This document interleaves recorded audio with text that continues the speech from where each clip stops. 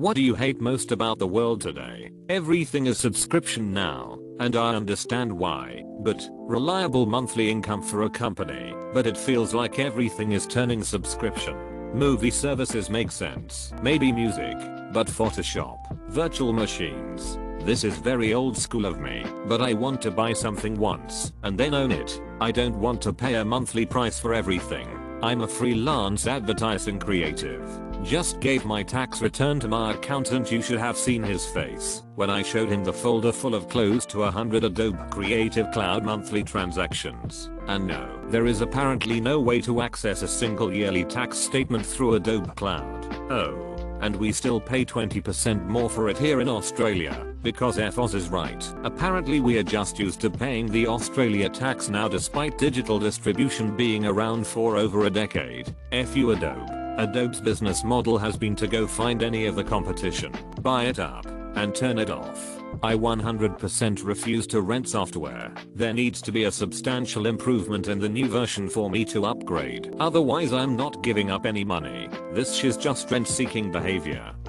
The worst I've seen is $80 per seat per month for a clunky third file viewer, because if you pay up, I'm still using Photoshop CS6 lol. There's nothing the newer versions offer that I don't already have, and I don't have to pay a monthly fee to use it. Software as a service is the equivalent of rent to own furniture, but you never own it. I heard a couple years ago that the future is going to be rent/lease/subscription. Average people won't own anything. You'll rent property, lease your car, pay subscriptions for TV, radio, internet, etc. Software will eventually all be subscription based. Cloud services, etc. Everything will be. It's just $1 a week, but yeah, when you have 20 to 50 things you're paying out, it's like death from 1,000 paper cuts. I believe that, and not even necessarily out of choice. For example, the housing market is already so ridiculous that younger generations are renting because they can't afford to purchase a home.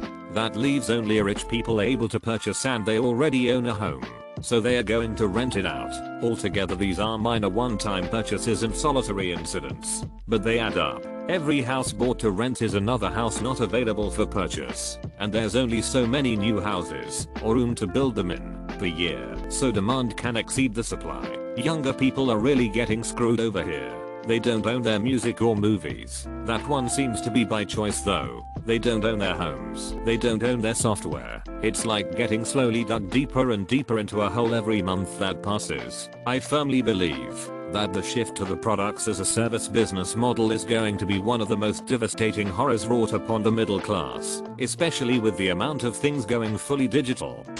Honesty and admitting wrongdoing is a liability, wherein the risk outweighs the reward. Car accidents are the worst. The at fault party will try to do everything to pretend they weren't at fault. Insurance cards even tell you to never admit fault. I got T-boned by somebody who blew a stop sign, and I couldn't believe how much she was trying to blame me when I had no stop and she blew through hers. Cops quickly saw she was using every excuse in the book, and luckily I had a couple witnesses who backed my truthful story. 2 words: dash cams. Insurance adjuster here. Also, changing your mind on something is frowned upon as flip-flopping.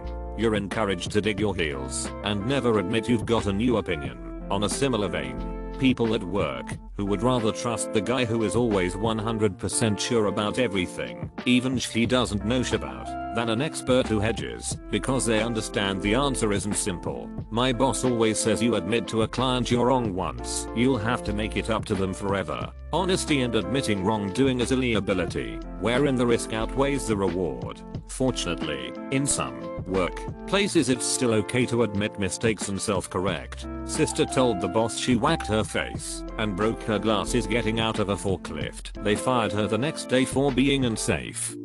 Not the worst. People have already said it. I hate how normalized wanting/needing to be famous on social media purely for validation and not for your content has become. I don't mean this as a dig, but if you are making content and want to become famous, you should probably have a marketable skill: comedy, acting, singing, anything else. Prior to that, instead of trying to make one up after you've got a following. I was just talking to my brother the other day about the early days of YouTube and how nobody was doing it to get rich back then.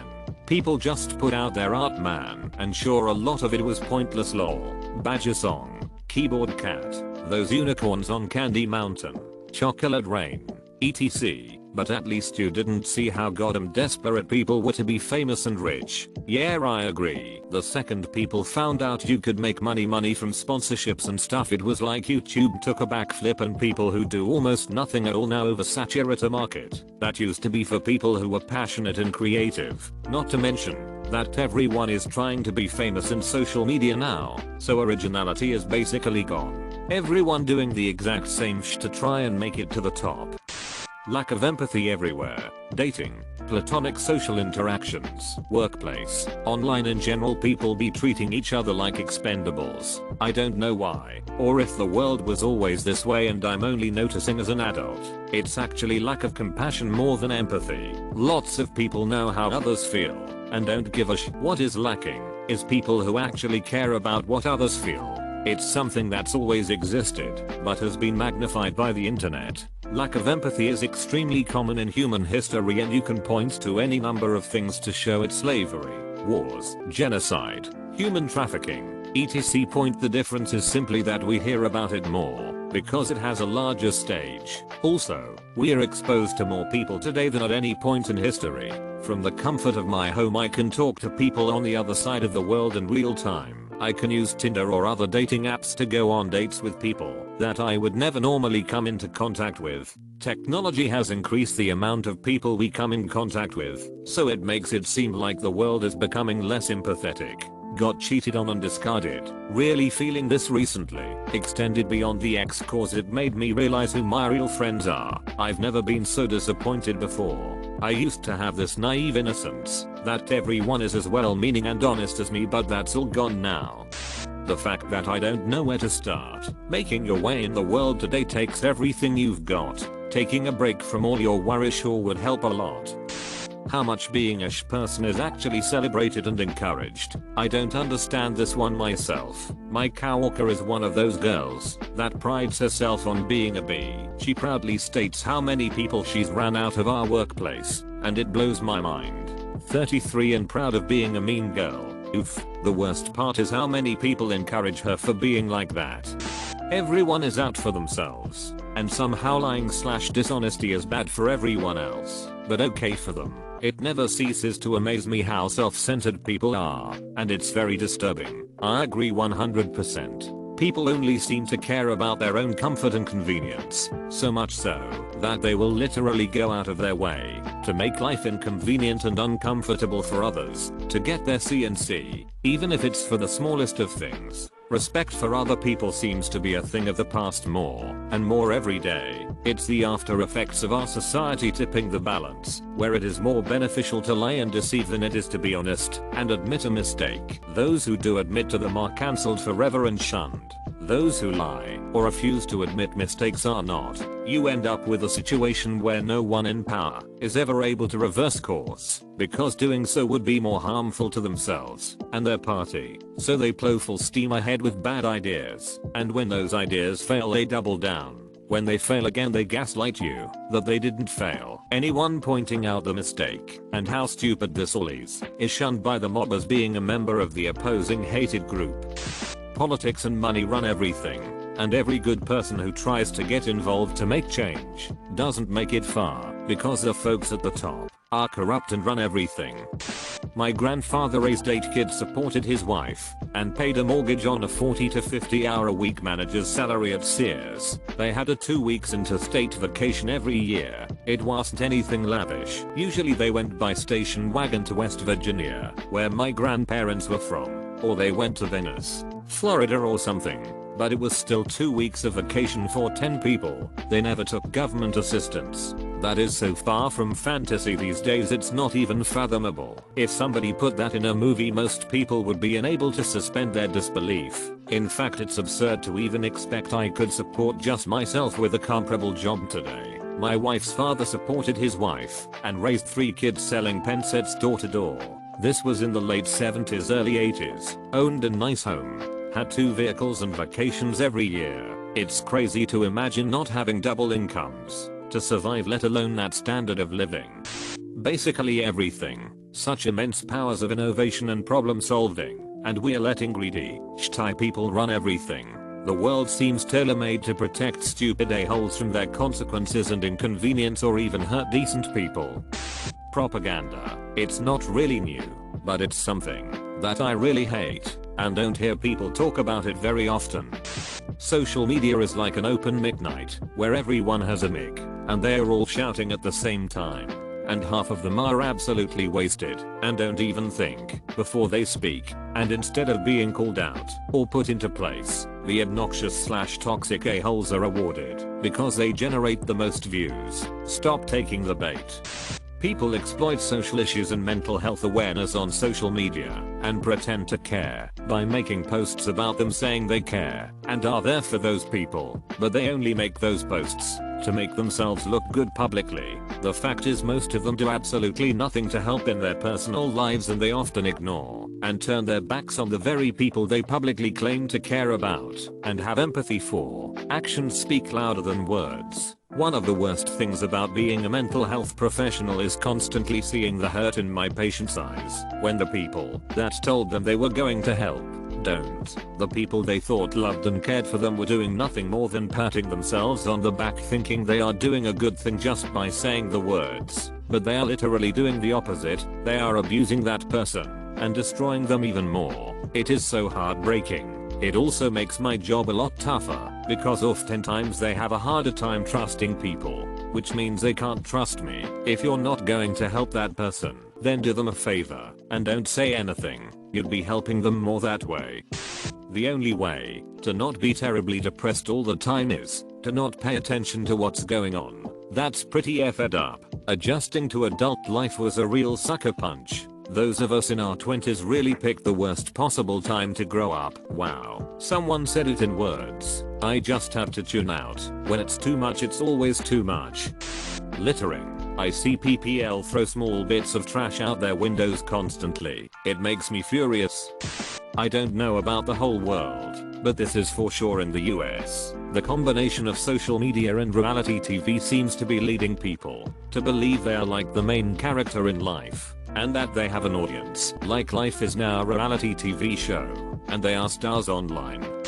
How expensive it's getting to survive. True. Like sometimes when I work overtime I would be like, I work so hard, but to what end? I do have goals which I'm saving for, but seriously the basic needs alone makes it hard to save up. People make fun of those who live in vans and RVs, but at least they aren't anchored down or burdened by landlords and banks. Where I live, the cost of rent and homes has risen about 20% in a year. Lots of large corporations like Zillow are buying up houses and properties and turning them into rentals, or just relisting them for 10-20% more than they paid for them 2 weeks later. They will send you texts, knock on your door, and leave flyers wanting to buy your house, etc. I make $20 an hour and I cannot afford a 1-bedroom apartment. I don't even live in that nice of a place. I live in Southeast PA, Philly suburbs. 4 years ago, I saw an apartment for rent. It was going for $700 a month plus utilities. A few weeks ago, I walked past that same apartment. It was up for rent again. It's now going for $1,600 plus utilities. That's more than double what it was 5 years ago. How the F does a guy on SSDI and a part-time job at $11.50 an hour survive at all? I think I've read somewhere that says people think they can survive during a zombie apocalypse because they have survival skills in the wild. In reality, everyone will be going after the same resources, and unless a system is formed, you will likely kill each other over it. How is this lower than stupid people? We've always had stupid people, but now it's impossible to find an entry-level job that pays bills and lets you comfortably afford an apartment/house/food, which is much more ridiculous than all the Karens running around. Anti-intellectualism and the superficiality of the internet. That is impossible to escape. I wish everyone rebuilt their community IRL. Anti-intellectualism is confused for thinking for yourself. How people think their opinions are like facts, and if people don't feel the same way, they are the enemy. Social media has made people's opinions so much more important than they should be. But this is just my opinion, lol. Anti-intellectualism has been a constant thread winding its way through our political and cultural life, nurtured by the false notion that democracy means that my ignorance is just as good as your knowledge. Isaac Asimov. I have a foreboding of an America in my children's or grandchildren's time, when the United States is a service and information economy, when nearly all the manufacturing industries have slipped away to other countries, when awesome technological powers are in the hands of a very few, and no one representing the public interest can even grasp the issues, when the people have lost the ability to set their own agendas or knowledgeably question those in authority, when, clutching our crystals and nervously consulting our horoscopes, our critical faculties in decline, unable to distinguish between what feels good and what's true, we slide, almost without noticing, back into superstition and darkness. The dumbing down of America is most evident in the slow decay of substantive content in the enormously influential media. The 30-second sound bites, now down to 10 seconds or less. Lowest common denominator programming. Credulous presentations on pseudoscience and superstition, but especially a kind of celebration of ignorance. Carl Sagan, 1995, reminds me of this. I worry that, especially as the millennium edges nearer, pseudoscience and superstition will seem year by year more tempting. The siren song of unreason more sonorous and attractive. Where have we heard it before? Whenever our ethnic or national prejudices are aroused, in times of scarcity, during challenges to national self-esteem or nerve, when we agonize about our diminished cosmic place and purpose, or when fanaticism is bubbling up around us, then habits of thought familiar from ages past reach for the controls. The candle flame gutters. Its little pool of light trembles. Darkness gathers. The demons begin to stir. Carl Sagan, The Demon-Haunted World. Science as a Candle in the Dark, 1995. I hate people the most on this world. The worst thing that social media ever did was give every moron in the world a loud voice. There have been loud morons for centuries, but prior to social media, the only people that would have to listen to their garbage were a few friends and family. Now every moron is on Reddit or Facebook connecting with millions of other morons, so they can all be miserable together and spread their hate around. It sucks. The internet could have been this great thing that allowed people to find new ideas and learn novel perspectives from countless people. Instead, it's turned into a countless number of isolated bubbles full of people who all believe the same thing within their bubbles. It allows people to isolate themselves into communities of people who already agree with them. Once you're in, all you see is people agreeing with you, and you think you must be perfect in your thinking because everyone else agrees with you. It keeps festering until anyone who doesn't agree is a threat. Nailed it. I was going to say stupid arguments from mean people. I'm all about sincere, respectful disagreement and well-supported debate. But when people have to identify a villain in every single situation and call out their perceived villains with personal insults, support their arguments with poor reasoning and unsubstantiated facts, and act as if they are victims of hate who are being attacked because someone disagree with them, I hate it. I don't hate them. I hate the way they respond. Politics getting into science always has been a problem. If anything, science has risen closer to having an even playing field these days. At least we aren't deciding if we orbit around the sun based on our opinions anymore. I wouldn't be surprised if there are still people who question that fact. Remember that we live in a world where some people still believe that the world is flat. I hate how we are constantly being divided every which way we can. We're all human regardless of our differences, and given the fact that in this day and age we have yet to find life on other planets, we should consider ourselves extremely lucky and start treating life as precious as it is. Political factions, vaccinations, masks, religion, sports teams, no matter how significant or trivial, mother F's find a way to hate someone just for something they like or believe in. How stupid people are. Everyone thinks they're effing experts on everything, and no one listens to real subject matter experts anymore. No one wants to challenge their opinions or what they know. Oh yeah, if thing A is real, then how come? Grossly misinformed starting presumption applied with horrible logic. Checkmate other people. If you're so wrong that it would take over 2 hours to correct you, you win the debate. Didn't you know that? Learned that from my boy Duanjish. I used to be with backquoted, but then they changed what backquoted was. Now what I'm with isn't backquoted anymore. And what's back quote, it seems weird and scary. It'll happen to you. Abe Simpson. How everything revolves around companies/businesses etc. Our whole lives rely on working, and everything we see and do involves a business. I would like to see more leisure and family focus in the world.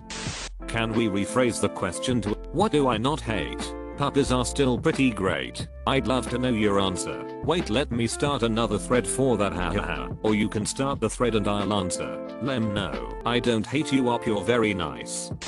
How everything is so effing expensive. The lack of empathy everyone seems to have, like some people care more about being right than actually having a conversation, and they're so close-minded it drives me nuts. I try to be open-minded in any argument I have. It's a bit difficult when the guy you're arguing with is an a-hole. Welp. I'm currently sitting in an airport where people are carrying on loud conversations. Folks are talking loudly on their cell phones, where I can hear both sides of the conversation. Folks playing brain-dead cartoon music videos for their kids with no headphones, so point too much noise. Effing media's companies, they took over the world. In my country, whatever you search about politics in Google, all the result will lead you to one single effing multimedia corporation, since the others aren't as big and powerful as them. Propaganda.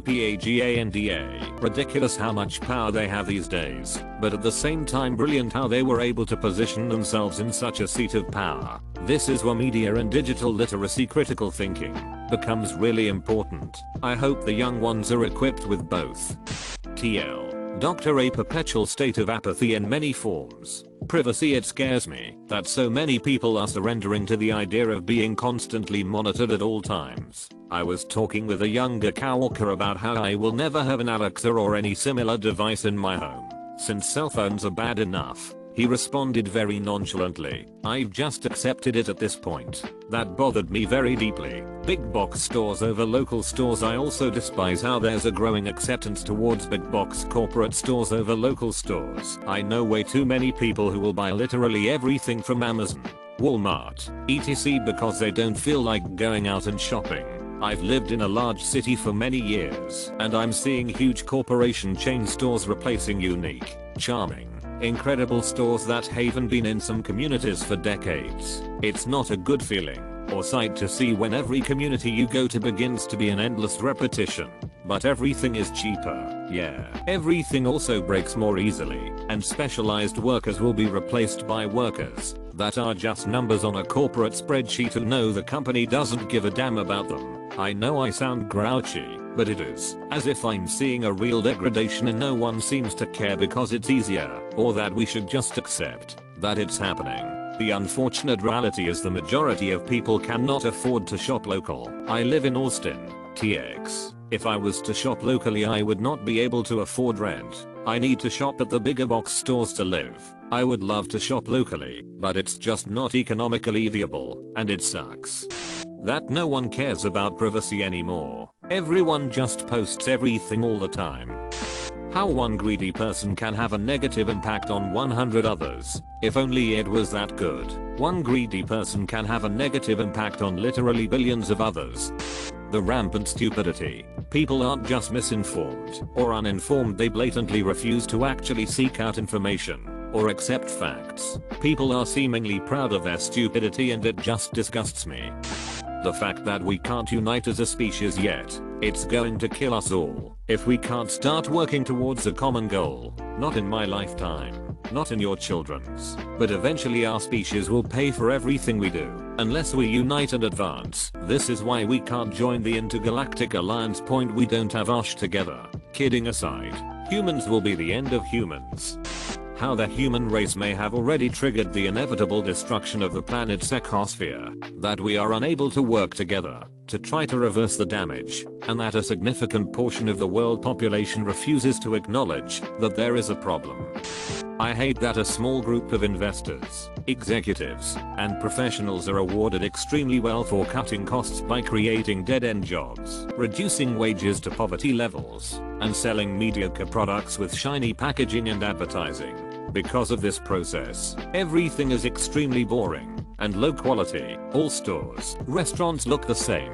You rarely see anything unique. Taco Bell canceling the Mexican pizza.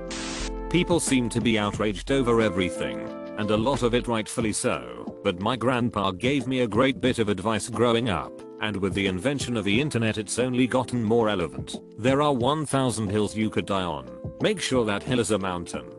F scalpers. Everything sells out instantly and put up on eBay. It's impossible to get Pokémon cards or anything that's slightly limited supply. Graphics cards are F edition. Apparently even Halloween decorations are being scalped. F off scalpers. Get a goddamn actual job. People who are intolerant of other people's cultures and the Dutch. The gap between rich and poor. It's ridiculous how some people are insanely rich, while there are people who starve most of the days. The fact so many people have become completely incapable of dealing with others who have a difference of opinion in a calm, mature, rational manner. The second they learn you don't agree with them, they become the most hateful, intolerant, angry, and sometimes violent people imaginable, all while crying that you are the hateful/intolerant one. SMH.